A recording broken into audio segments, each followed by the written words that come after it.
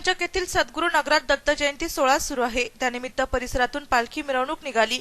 मिरवणुकीत पालखी आणि सजवलेला रथ सहभागी झाले होते। रथावर विद्युत रोषणाई करण्यात आली होती।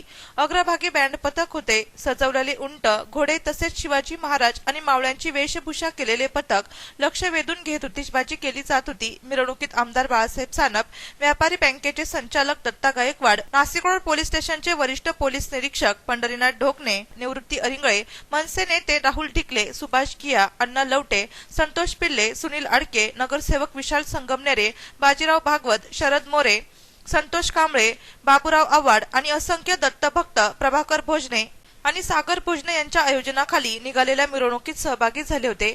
नाशिक सिटी न्यूज साठी प्रतिनिधी संदीप नवसे, नाशिक रोड।